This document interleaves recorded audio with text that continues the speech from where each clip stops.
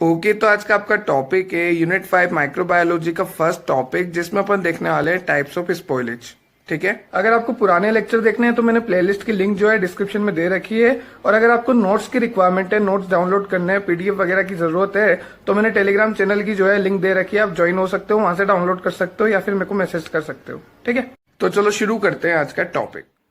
तो ध्यान से सुनना आज के लेक्चर को। आज का लेक्चर काफ़ी ज़्यादा इन्फॉर्मेटिव लेक्चर है माइक्रोबायोलॉजी का, आप काफ़ी ज़्यादा रिलेट कर सकते हो अपनी डेली लाइफ से। ठीक है, तो चलो चलते हैं पीडीएफ पे और स्टार्ट करते हैं आज का टॉपिक। देखो, सबसे पहले अपन देखने वाले हैं स्पॉइल वर्ड का मतलब। तो आप सभी को पता होगा स्पॉइल का मतलब होता है ख़राब होना। जैसे कोई भी सब्जी आपने सुबह रखी हो, शाम को ख़राब हो गई क्योंकि उसमें माइक्रोबियल अटैक हो गया। तो स्पॉइल का मतलब सीधा सा इतना याद रखना है आपको, ख़राब होना। ठीक है, देखो दो तरह की फॉर्म होती है। एक तो होती है स्टैंडर्ड फॉर्म, यहाँ पे लिखा हुआ है मैंने स्टैंडर्ड। ठीक है, तो वो होती है अच्छी क्वालिटी, स्टैंडर्ड मतलब स्टैंडर्ड क्वालिटी का। ठीक है, एक होता है सब स्टैंडर्ड मतलब घटिया क्वालिटी। तो होता क्या है, स्पॉइलेज की टाइम जब अपन बोलते हैं कि स्पॉइलेज हो गया, खराब हो गया, तो उसको अपन माइक्रोबायोलॉजी की लैंग्वेज में किस तरह से बोलेंगे कि स्टैंडर्ड क्वालिटी से सब स्टैंडर्ड क्वालिटी में कन्वर्ट हो गया। ठीक है, मतलब अच्छी क्वालिटी से घटिया क्वालिटी बन गई, मतलब अच्छी सब्जी से बेकार सब्जी बन गई, माइक्रोवेल अटैक हो गया, स्पॉइलेज हो गया, खराब हो गया। ये बात क्लियर हुई आपको? तो देखो यहाँ पे एक वर्ड लिखा हुआ है डेट्रिएशन। डेट्रिएशन से मेरा क्या मतलब है, खराब होना। किसका खराब होना? डेट्रिएशन ऑफ फूड, खाने का खराब होना। ठीक है, अपन ने स्पॉइलेज में क्या बोला, खराब होना, यही मतलब है स्पॉइलेज का। ठीक है, या फिर बोल लो आप स्टैंडर्ड से सब स्टैंडर्ड में आना, यहाँ पे स्टैंडर्ड लिखा है। ठीक है, स्टैंडर्ड से सब स्टैंडर्ड में आना, अच्छी क्वालिटी से कम क्वालिटी में आना। तो यहाँ पे लिखा है deterioration of food and other perishable goods. Other perishable goods मतलब खराब होने वाले। ठीक है, अब देखो इसकी सिंपल डेफिनेशन देखते हैं कि स्पॉइलेज एक्चुअल में सिंपली हम कैसे डिफाइन कर सकते हैं। तो यहाँ पे लिखा हुआ है कि spoilage is referred as change in physical and chemical property of pharmaceutical drug. हम सिंपली क्या बोलेंगे कि फिजिकल और केमिकल प्रॉपर्टी में चेंज आ गया फार्मास्यूटिकल ड्रग प्रोडक्ट में। ठीक है, कोई भी ड्रग प्रोडक्ट है, कोई भी फार्मास्यूटिकल ड्रग प्रोडक्ट है, तो उसमें फिजिकली और केमिकली चेंज आ गया, और इस तरह से वो चेंज आया है कि अब वो प्रोडक्ट जो है बिल्कुल यूजेबल नहीं है, हम उसे यूज ही नहीं कर सकते, बिल्कुल खराब हो चुका है। ठीक है, इन सच ए वे, इस तरह से आया that they are not suitable for use. ये बात क्लियर हुई है आपको? अब अपन देखने वाले हैं टाइप्स ऑफ स्पॉइलेज। तो देखो ध्यान से, यहाँ पे दो तरह के आपको स्पॉइलेज दे रखे हैं टाइप्स ऑफ स्पॉइलेज में। एक तो दे रखा है माइक्रोबियल स्पॉइलेज, एक दे रखा है नॉन माइक्रोबियल स्पॉइलेज। ठीक है, जो माइक्रोबियल स्पॉइलेज होता है, इसमें क्या होता है, spoilage due to contamination of any microbial cell.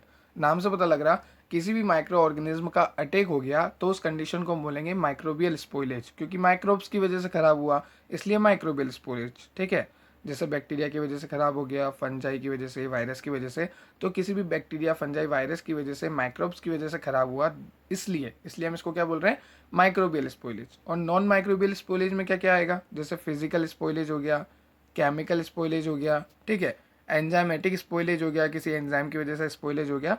तो अपन सब देखने वाले हैं, अपन देखेंगे physical spoilage, chemical spoilage, enzymatic spoilage. ठीक है, तो देखो यहाँ पे दो तरह से अपन ने देखा, माइक्रोबियल, नॉन माइक्रोबियल। माइक्रोबियल अपन को समझ में आ गया, माइक्रोब्स अटैक कर रहे हैं जैसे bacteria, fungi, virus. Non microbial में क्या है, फिजिकल, केमिकल, एंजाइमेटिक। ठीक है, तो चलो स्टार्ट करते हैं नॉन माइक्रोबियल, जिसमें अपन क्या देखेंगे, सबसे पहले डेफिनेशन देखेंगे।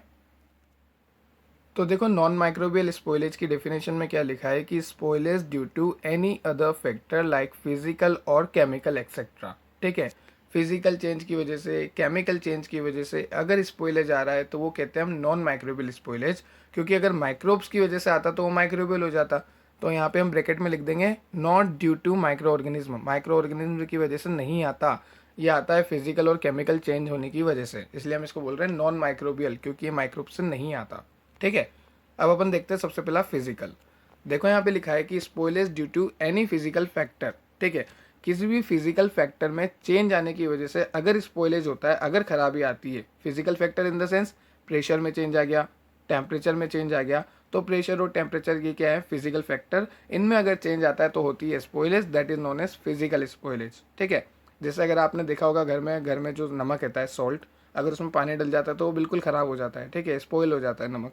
तो spoilage of salt due to water. ठीक है, water in the sense moisture लग गया उसको, अगर आपने खुला रख दिया तो ये हो गया फिजिकल स्पॉइलेज। अब देखते हैं केमिकल स्पॉइलेज। तो देखो केमिकल स्पॉइलेज में क्या लिखा हुआ है कि spoilage due to any chemical reaction. ठीक है, जैसे मान लो केमिकल रिएक्शन हो गई, ऑक्सीडेशन हो गया किसी कंपाउंड का, रिडक्शन हो गया, तो स्पॉइलेज हो रहा है केमिकल रिएक्शन की वजह से, that is known as chemical spoilage, जिसमें ऑक्सीडेशन हो गया, रिडक्शन हो गया कंपाउंड का, ठीक है। थर्ड है enzymatic spoilage due to any enzymatic like lipase, protease, maltase, ठीक है। जैसे ये एंजाइम है लाइपेस, प्रोटीएस, माल्टेस, तो इनकी वजह से स्पॉइलेज आ रहा है, इनकी वजह से खराबी आ रही, ठीक है। एक एग्जांपल दूं मैं आपको, तो यहाँ पे देखो लिखा हुआ है हाइड्रोलाइसिस ऑफ लिपिड, जो लिपिड जैसे घी है, ठीक है, तो उसका हाइड्रोलाइसिस हो गया लाइपेस की वजह से। जो हमारे घर में घी है उसका हाइड्रोलाइसिस हो जाता है लाइपेस एंजाइम की वजह से, ठीक है। तो इसलिए हम बोल रहे हैं एंजाइमेटिक स्पॉइलेज, क्योंकि लिपिड जो है, घी जो है, किससे खराब हुआ, लाइपेस से। लाइपेस क्या है, एंजाइम, इसलिए एंजाइमेटिक स्पॉइलेज, ठीक है। तो अब देखते हैं माइक्रोबियल। ऊपर क्या दिखा, नॉन माइक्रोबियल सारे, फिजिकल, केमिकल, एंजाइमेटिक स्पॉइलेज। अब देखेंगे माइक्रोबियल स्पॉइलेज, ठीक है।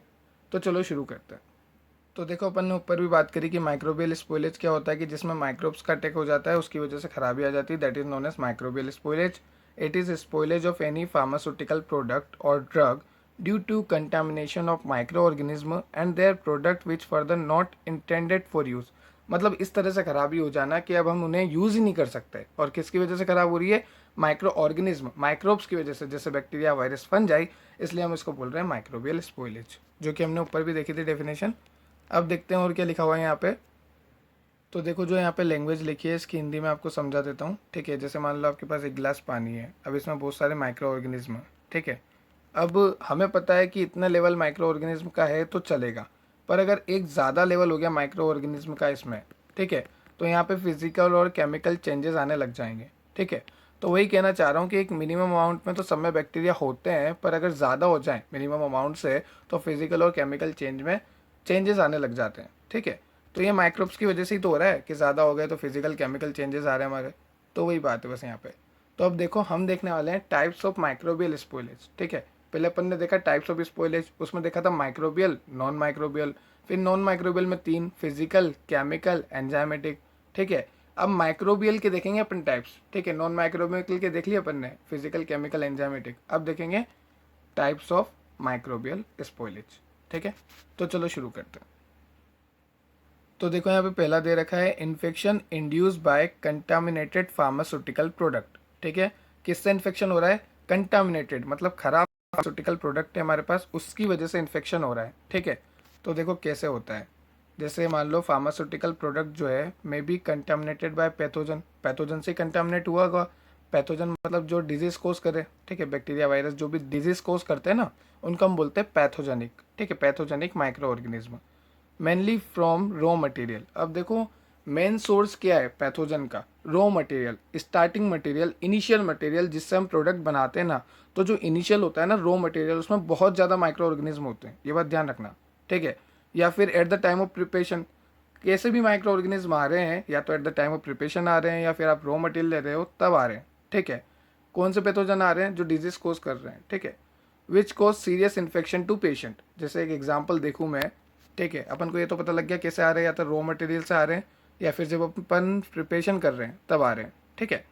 तो चलो एक एग्जाम्पल देखते हैं। देखो यहाँ पे दे रखा है सेप्टिसीमिया ड्यू टू सुडोमोनास। देखो सुडोमोनास नाम की जो स्पीसीज है, ठीक है, उसकी वजह से एक डिजीज हुई थी सेप्टिसीमिया। यूएस की बात है, यूएस में क्या हुआ था कि बच्चों में ये बीमारी फैल गई थी सुडोमोनास की वजह से, जिससे क्या हुआ था, इंटरनल ब्लीडिंग होना स्टार्ट हो गई थी, ठीक है। तो ये दिक्कत है बहुत बड़ी, ठीक है। तो पहला तो समझ में आ गया हमें, infection induce by contaminated pharmaceutical product. अब दूसरा देखते हैं, दूसरा है फिजियोकेमिकल चेंजेस, ठीक है। तो इसमें क्या है, ड्यू टू माइक्रोबियल कंटामिनेशन, यहाँ पे क्या होता है, फिजिकल और केमिकल प्रॉपर्टी जो होती है ड्रग की वो चेंज हो जाती है, सीधी सी बात है। पहले में क्या हो रहा था, पहले में हमारा जो है फार्मास्यूटिकल प्रोडक्ट ही खराब था, दूसरे में हो रहा है फिजियोकेमिकल स्पॉइलेज, मतलब फिजिकल और केमिकल प्रॉपर्टी चेंज हो रही है, नाम से पता लग रहा है फिजिकल केमिकल स्पॉइलेज मतलब खराब आना, ठीक है। अब देखते हैं तीसरी, ऑब्जर्वेबल इफेक्ट, ऑब्जर्वेबल मतलब देखने लायक इफेक्ट ऑफ माइक्रोबियल अटैक। देखो तो देखो वैसे नाम से पता लगा लिया होगा आपने कि ऑब्जर्वेबल इफेक्ट मतलब देख के पता करने वाले टेस्ट, ठीक है। तो यहाँ पे क्या होता है, ध्यान से सुनना, microbial spoilage of different doses form में be detected by organoleptic test, ठीक है। हम किससे डिटेक्ट करेंगे स्पॉइलेज को, ऑर्गेनोलेप्टिक टेस्ट से। टेंशन मतलब यहाँ पे कोई टेस्ट वगैरह नहीं है, ऑर्गेनोलेप्टिक टेस्ट से मेरा मतलब है जैसे मान लो आपके पास घर में कोई दवाई पड़ी है, ठीक है, और वो दवाई एक्सपायर हो चुकी है और बहुत टाइम की हो चुकी है। अब उसमें क्या होगा, अनप्लीजेंट स्मेल आएगी, बदबू आएगी जब आप ढक्कन खोलोगे, ठीक है, अजीब सी बदबू आती है, ठीक है, करके देखना भले, अजीब सी बदबू आती है, टेस्ट करके देखना, बहुत बेकार टेस्ट रहेगा, ठीक है, एकदम बेकार, सोर खराबी सी स्मेल, बिल्कुल ख़राब हो जाएगा वो प्रोडक्ट, ठीक है, ना तो उसके टेस्ट अच्छा रहेगा ना उसकी जो है स्मेल अच्छी रहेगी। तो इससे हम डिटेक्ट करके बता सकते हैं ना कि यार ये टेस्ट में बेकार है, ये स्मेल में भी बेकार है, तो ये हो गया ऑर्गेनोलेप्टिक टेस्ट, बस बात खत्म, ठीक है। तो ये था थर्ड। अब अपन देखते हैं fourth, ingredient susceptible to microbial attack.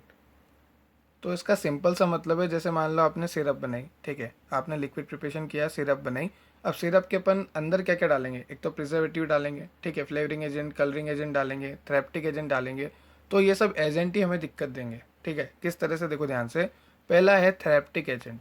Many drug are capable of gross degradation by wide variety of microorganism. मान लो कोई भी ये ड्रग बना रखी है हमने, तो बहुत तरह के बैक्टीरिया इसको आके आराम से जो है अफेक्ट कर देते हैं, ठीक है। तो हम क्या करते हैं, थेरेप्टिक एजेंट डालते हैं। पर जैसे एग्जाम्पल दे रखा है, aspirin may be converted to salicylic acid and penicillin by lactamase, ठीक है। यहाँ पे क्या होता है, जैसे हमने एक थेरेप्टिक एजेंट डाला, बीटा लेक्टेमस, तो ये क्या करता है, एस्पिरिन को जो है कन्वर्ट कर देता है सेलिसाइलिक एसिड और पेनिसिलिन में। बताओ, जब हम बचाने के लिए डाल रहे हैं तो वो खुद ही कन्वर्ट कर रहा है, ठीक है। कौन, बीटा लेक्टेमस एक एंजाइम है जो कि एस्पिरिन को कन्वर्ट कर देता है सेलिसाइलिक एसिड और पेनिसिलिन में, ठीक। तो ये तो हो गया थेरेप्टिक। अब देखते हैं प्रिजर्वेटिव एंड डिसइंफेक्टेंट। जैसे अपन प्रिजर्वेटिव डालते हैं लाइफ बढ़ाने के लिए, पर वो प्रिजर्वेटिव ही हमारे सिरप को, हमारे जो ड्रग है उसको ख़राब कर देता है। किस तरह से करता है, ध्यान से सुनना है, यहाँ पे एग्जाम्पल भी दे रखा है मैंने, देखो अब ध्यान से सुनना है। इसमें क्या है, जैसे आपने मान लो कोई भी सिरप बनाया, ठीक है, या लिक्विड डोजेस फॉर्म है, मान लो कोई भी आई प्रिपरेशन का आई ड्रॉप है, ठीक है। अब इसमें क्या होगा कि बैक्टीरियल इन्फेक्शन बहुत आसानी से हो जाता है, तो अपन क्या करते हैं, प्रिजर्वेटिव डालते हैं, ठीक है। जैसे एग्जाम्पल दे रखा है, सुडोमोनास स्पीसीज हैव मेटाबोलाइज्ड, जैसे सुडोमोनास स्पीसीज जो है अटैक कर देता है, ठीक है। तो होता क्या है, 4 हाइड्रोक्सी बेंजोएट एस्टर अपन डालते हैं as a preservative eye drop में। जैसे मान लो मेरे पास आई ड्रॉप है, अब इसको बचाने के लिए मैं क्या डाल रहा हूँ, 4 हाइड्रोक्सी बेंजोएट एस्टर, ये क्या है, प्रिजर्वेटिव है आई ड्रॉप का। क्यों डाल रहा हूँ, ताकि बच जाए आई ड्रॉप, ठीक है। पर जो सुडोमोनास होता है वो जो है इसके साथ रिएक्ट करके सीरियस आई इन्फेक्शन कर देता है, ठीक है। तो ये बात ध्यान रखना कि जो प्रिजर्वेटिव है वही सीरियस आई इन्फेक्शन कर देता है जब उसमें सुडोमोनास स्पीसीज का अटैक हो जाता है। जैसे मान लो ये प्रिजर्वेटिव है 4 हाइड्रोक्सी बेंजोएट एस्टर, अब इस पर सुडोमोनास स्पीसीज का अटैक हो गया, तो जो काम बचाने के लिए कर रहा था वही काम नुकसान देगा, प्रिजर्वेटिव ही हमें नुकसान करने लग जाएगा, सीरियस आई इन्फेक्शन कर देगा, ठीक है। अब लास्ट देखो, sweetening and flavouring and colouring agent, जो कि अपन डालते हैं। स्वीटनिंग जो है मीठा करने के लिए, कलर जो है अच्छा दिखने के लिए, ठीक है, फ्लेवर जो है अच्छा टेस्ट करने के लिए। तो देखो यहाँ पे लिखा हुआ है, many sugar and other sweetening agent used in pharmacy are ready substrate for microbial growth, ठीक है। जैसे अपन बहुत सारे स्वीटनिंग एजेंट वगैरह डालते हैं ना इसमें सिरप में, तो ये जो है इजीली माइक्रोबियल ग्रोथ हो जाती है इनमें, ठीक। जैसे flavouring agent such as peppermint water and chloroform support growth of bacteria and yeast. तो जो हम स्वीटनिंग के लिए डाल रहे हैं, फ्लेवरिंग के लिए डाल रहे हैं, कलरिंग के लिए डाल रहे हैं, उन्हीं की वजह से माइक्रोबियल ग्रोथ हो जा रही है हमारी प्रिपरेशन में। जैसे मान लो फ्लेवरिंग एजेंट है पिपरमिंट वाटर, क्लोरोफॉर्म, और यही बैक्टीरिया और ईस्ट की ग्रोथ को सपोर्ट कर रहे हैं, ठीक है। तो ये सबसे बड़ी दिक्कत आती है हमारे। तो ये था आज का आपका टॉपिक स्पॉइलेज। फिर अपन ने देखा टाइप्स ऑफ स्पॉइलेज, जिसमें अपन ने देखा माइक्रोबियल, नॉन माइक्रोबियल, ठीक है। फिर माइक्रोबियल में अपन ने ये सारे देखे हैं, और नॉन माइक्रोबियल में भी अपन ने 3 देखे थे, फिजिकल, केमिकल और एंजाइमेटिक, ठीक। तो ये था आज का आपका लेक्चर। आई होप आपको समझ में आया होगा। अगर किसी को पुराने लेक्चर देखने हैं तो मैंने प्लेलिस्ट की लिंक दे रखी है डिस्क्रिप्शन में। अगर किसी को नोट्स की रिक्वायरमेंट है तो मैंने टेलीग्राम की लिंक भी दे रखी है, आप जाके मेरे को मैसेज कर सकते हो। जिसको इंस्टाग्राम से जुड़ना है, इंस्टाग्राम की लिंक भी मैंने डिस्क्रिप्शन में दे रखी है, ठीक है। Thank you so much, thanks for watching, keep support, thank you. एक कमेंट करके जाओगे तो नेक्स्ट वीडियो और जल्दी आएगी, क्योंकि कमेंट से मेरे को मोटिव मिलता है नेक्स्ट वीडियो बनाने का। Thank you.